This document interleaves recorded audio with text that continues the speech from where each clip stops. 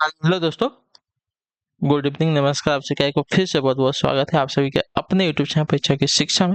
I hope कि आप सभी अच्छे होंगे, आपकी जो तैयारी है बढ़िया तरीके से चल रही है। तो जो बच्चे क्लास में फर्स्ट टाइम पहली बार नए उनको बता दिया, हमारे से आपकी बीएड परीक्षा 2024 को आपकी तैयारी रेगुलर बेसिस पे करवाई। तो जिसे भी तैयारी पूरी करनी चाहते हो चैनल को सब्सक्राइब करके हमारे साथ जुड़ जाइए और उसके बगल जो बेल आइकन है उसको आपसे लोग ऑन कर लेंगे। ठीक है, क्लास का समय देखते हैं। जीके जीएस की जो क्लासेस आती है सुबह 10 बजे आपको डेली हमारे चैनल पे देखने को मिलती है। उसका जो रीजनिंग क्लासेस आती है, रीजनिंग क्लास आपको दोपहर को 2 बजे देखने को मिलती है। और जो आपकी हिंदी की क्लासेस आती है शाम को 7 बजे हमारे चैनल पे जो है आप सभी को देखने को मिलती है। ठीक है, तो हमारे क्लासेस का जो शेड्यूल है इसको याद करके रखिए। इसी टाइम पे क्लासेस से जुड़ना है, अपनी तैयारी को जो है कंप्लीट करना है। और ये जो क्लासेस है हर एक स्टेट के लिए है जहाँ पे आपका बीएड का परीक्षा 2024 का होने वाला है। ठीक है, और बिहार वालों का जो आपका डीएलएड का फॉर्म का नोटिफिकेशन आ गया है तो उसको जाके आप एक बार चेक कर सकते हैं। मैंने रात को ही आपको जो है बता दिया था। ठीक है, देखिए अगर आपसे को पीडीएफ चाहिए तो पीडीएफ को आप हमारे टेलीग्राम का जो चैनल है जाकर ज्वाइन कर लीजिए। परीक्षा की शिक्षा नाम का नीचे डिस्क्रिप्शन आपसे इसको जो है लिंक मिल जाए, फटाफट जाइए टेलीग्राम चैनल से जुड़िए, अपना पीडीएफ जो उसको डाउनलोड कर दीजिएगा। और यहाँ पे जो क्लास का अपडेट डेली बेसिस पे आपको दिया जाता है और जो आपका एग्जाम का अपडेट है वो भी आपको यहाँ पे बताया जाएगा। ठीक है, तो फटाफट जाके वहाँ पे जुड़ जाइए। अगर आप मुझे कुछ पूछना है कोई बात है तो आप हमें आके इंस्टाग्राम पर मैसेज कर सकते हैं। परीक्षा की शिक्षा का इंस्टाग्राम का पेज है, नीचे डिस्क्रिप्शन बॉक्स में इसका जो है लिंक मिल जाएगा। ठीक है, तो चलिए क्लास स्टार्ट करें। ध्यान से के क्वेश्चन को देखेंगे, बताते हुए चलेंगे, सही सही उत्तर करो। ठीक है, क्या देगा 51 नंबर नंबर से जो आपकी क्लास स्टार्ट हो रही है, क्या दिया गया पहले देखिए। ठीक है, कनक कनक कुदर केदार। ठीक है, कनक कुदर केदार बीज सुंदर सुरमणि बर इस पंक्ति में किस अलंकार की योजना है, बताइए। कनक कुदर केदार बीज सुंदर सुरमणि बर इस पंक्ति में किस अलंकार की जो है योजना है, तो इस पंक्ति में जो आपकी योजना है साथियों आपकी अनुप्रास अलंकार की है, जो आपका दिया गया यहाँ पे बी वाला विकल्प आपका राइट आंसर। ठीक है, जब एक ही वर्ड की आवृत्ति यहाँ पे बार बार होती है इसकी वजह से यहाँ पे अनुप्रास अलंकार हो जाएगा। ठीक है, यहाँ पे क वर्ड की आवृत्ति देखिए आपकी हुई है। ठीक है,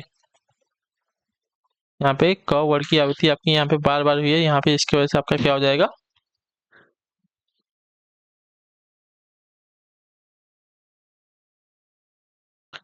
अनुप्रास अलंकार हो जाएगा। ठीक है, क्लियर सभी को इसके बारे में।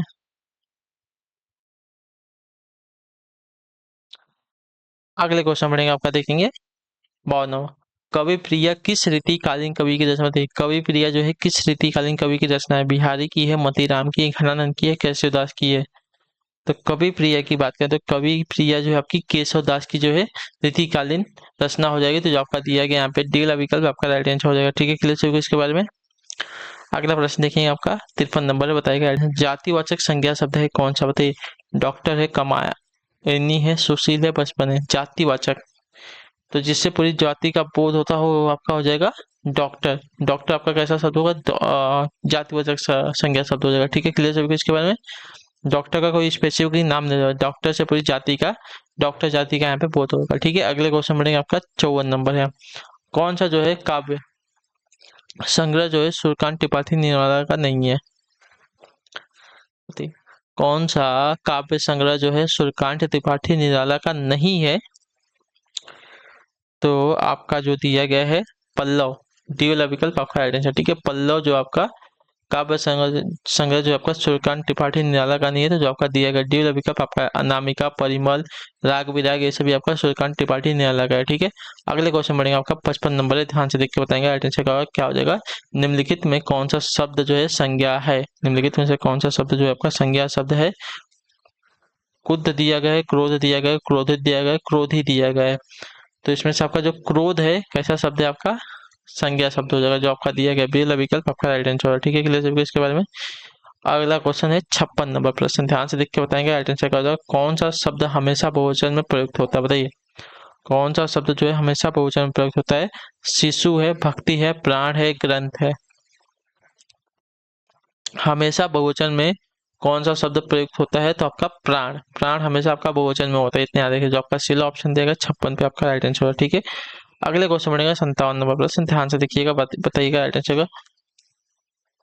पट पीत मानहु तड़ित रुचि सुचि नौमी जनक सुतावर इस पंक्ति में किस अलंकार की, बताइए। पीट पट पीट मानहु तड़ित रुचि सुचि नमी नौमी जनक सुतावर इस पंक्ति में किस अलंकार की योजना हुई है, तो इस पंक्ति में जो आपकी हुई है साथियों उपमा अलंकार की योजना जो आपका दिया गया डी वाला विकल्प आपका राइट आंसर हो जाएगा। ठीक है, क्लियर सबको। पट पीट मानहु तड़ित रुचि सुचि नौमी जनक सुतावर। ठीक है, इसमें जो आपका हुआ है साथियों उपमा अलंकार की योजना। अगले क्वेश्चन बढ़ेगा आपका 58 नंबर, स का उच्चारण स्थान क्या है?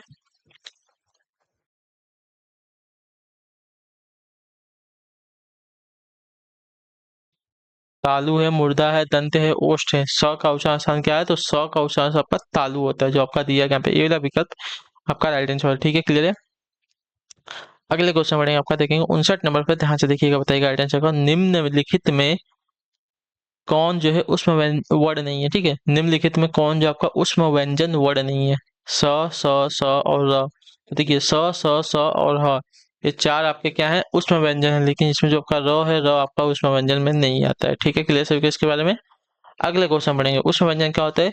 जिसको बोलते समय हल्की सी गर्म हवा जो है मुख से बाहर आती है उसको उसमें व्यंजन कहते हैं। ठीक है, तो 300 और आपका एक ह, ये आपके तीन चार जो है वर्ड हैं आपके उसमें व्यंजन में आते हैं। 60 नंबर प्रश्न है, किस वाक्य में वचन का सही प्रयोग हुआ है? बताइए, किस वाक्य में जो है वचन का सही प्रयोग हुआ है?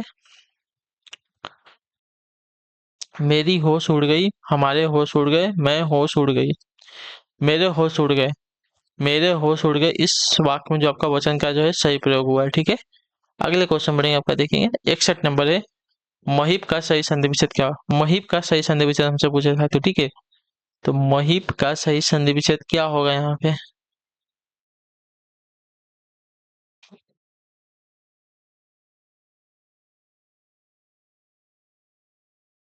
जो आपका टी वाला पिकअप देगा महीप का सही संधि विच्छेद हो जाएगा। ठीक है, महीप। क्लियर है। अगले क्वेश्चन बढ़ेंगे, बताएंगे आपका 62 नंबर, गगनचुंबी किस प्रकार का समास है? गगनचुंबी यानी कि गगन को चूमने वाला। तो यहाँ पे आपका हो जाएगा साथियों आपका तत्पुरुष समाज के अंतर्गत हो जाएगा। ठीक है, क्लियर सभी को इसके बारे में। ठीक है, अगले क्वेश्चन बढ़ेगा, ध्यान से आपका 63 नंबर है, ईद का चांद होना मुबारक का सही अर्थ क्या हो जाएगा? ईद का चांद होना मुबारक का सही अर्थ क्या हो जाएगा? तो देखिए ईद का चांद होना मुबारक का सही अर्थ कभी कभी दिखना, जो आपका दिया गया ये वाला विकल्प आपका राइट आंसर होगा। ठीक है, क्लियर सभी को, कभी कभी दिखना। ठीक, अगले क्वेश्चन बढ़ेंगे आपका 64 नंबर है, बताइएगा राइट आंसर क्या हो जाएगा? इह लोक का विपरीतार्थक शब्द निम्न में से क्या बताइए? इह लोक का विपरीतार्थक शब्द निम्न में से क्या हो जाएगा? तो इह लोक का आपका विपरीतार्थक हो जाएगा साथियों परलोक, जो आपका दिया गया बी वाला विकल्प आपका राइट आंसर। ठीक है, क्लियर सभी को इसके बारे में। इह लोक का विपरीतार्थक आपका परलोक हो जाएगा। ठीक, अगला क्वेश्चन 65 नंबर, ध्यान से देख के बताएंगे राइट आंसर क्या हो जाएगा? निम्नलिखित में कौन सा शब्द जो है वर्तनी के आधार पर शुद्ध है? ईसाई, ऊंचाई, अनुयायी या अनिष्ट? तो अनिष्ट वाला जो है यहाँ पे दिया गया है डी वाला विकल्प आपका यहाँ पे शुद्ध शब्द हो जाएगा। ठीक है, वर्तनी की दृष्टि से। क्लियर है इसके बारे में। ठीक है, अगले क्वेश्चन पढ़ेंगे आपका 66 नंबर है, उत्पत्ति के आधार पर कौन सा शब्द का भेद नहीं है? ठीक है, तत्समय तद्भव देशज यौगिक है। तो यौगिक जो है देख उत्पत्ति के आधार पर जो है शब्द का भेद नहीं होगा, इतना याद रखिए। जो आपका डी वाला विकल्प देगा आपका यहाँ पे राइट आंसर हो जाएगा। ठीक है, क्लियर होगा इसके बारे में। उत्पत्ति के आधार पर आपका यहाँ पे तत्सम तद्भव देश, ये आपके शब्द के भेद हो जाएंगे। ठीक है, क्लियर है। अगले क्वेश्चन बढ़ेगा आपका देखेंगे 67 नंबर है, उत्तर दीजिएगा राइट आंसर का। कन्नौजी हिंदी की किस उपभाषा की बोली? बताइए, कन्नौजी जो है हिंदी की किस उपभाषा की बोली है? तो कन्नौजी जो है आपकी साथी हो जाएगी पश्चिमी हिंदी की। ठीक है, कन्नौजी जो है आपकी पश्चिमी हिंदी की उपभाषा की बोली है, तो जब का बेला पिकअप देगा 67 पे आपका राइट आंसर होगा। ठीक है, क्लियर सभी को इसके बारे में। अगला प्रश्न देखेंगे आपका 68 है, उत्तर दीजिएगा, बताएंगे राइट आंसर क्या हो जाएगा?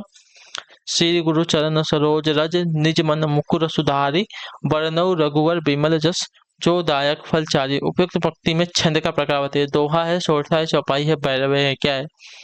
तो ये जो है आपका साथियों दोहा है, जो आपका दिया गया यहाँ पे ये वाला विकल्प आपका यहाँ पे राइट आंसर हो जाएगा। ठीक है, क्लियर सभी को इसके बारे में। क्लियर है यहाँ तक। अगला क्वेश्चन देखेंगे 69 नंबर, बताएंगे राइट आंसर क्या होगा? नील सरोरु श्याम तरुण अरुण वारिज नयन करहु सो मम उर्धाम सदा श्री सागर शयन। उपयुक्त व्यक्ति का छंद बताइए। बताइए उपयुक्त व्यक्ति में कौन सा छंद लगा है? तो इसमें जो आपका छंद है साथियों दोहा है, सोठा है, रोला है, भैरव है।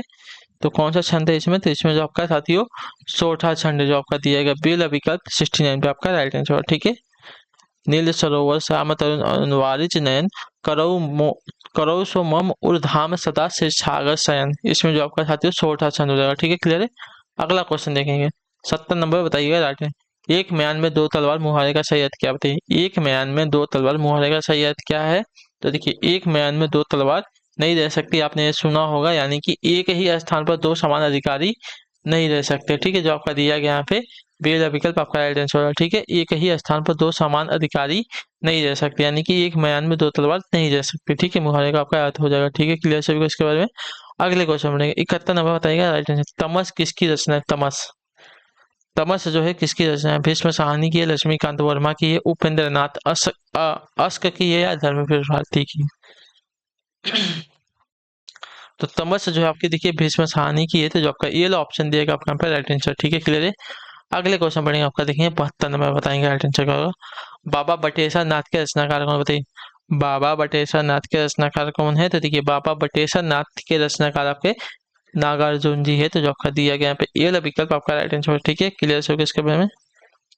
बाबा बटेश्वर नाथ के रचनाकार आपके नागार्जुन जी है, तो जो आपका ये वाला विकल्प दिया गया आपको राइट आंसर। ठीक, क्लियर है। नागार्जुन जो है बाबा बटेश्वर नाथ के रचनाकार है। ठीक, अगले क्वेश्चन पढ़ेंगे। कुरु कुरु स्वाहा के रचयिता कौन, बताइए। कुरु कुरु स्वाहा के रचयिता कौन है? तो कुरु कुरु स्वाहा के रचयिता का आपके हो जाएंगे मनोहर श्याम जोशी जी, जो आपका सी वाला विकल्प देगा आपका यहाँ पे राइट आंसर। ठीक है, क्लियर सभी को इसके बारे में। कुरु कुरु स्वाहा के रचयिता आपके मनोहर श्याम जोशी जी हैं। ठीक है, अगला प्रश्न देखेंगे 74 नंबर, बताएंगे राइट आंसर क्या होगा। ठीक है, नित नवलीला ललित थानी गोलोक अजिर में रमत राधिका रंग रास रंग रुचिर में उपयुक्त पंक्तियों में किस छंद के अंतर्गत आता है? बताइए। बरवे है, रोला है, हरि गीतिका है, सोठा है?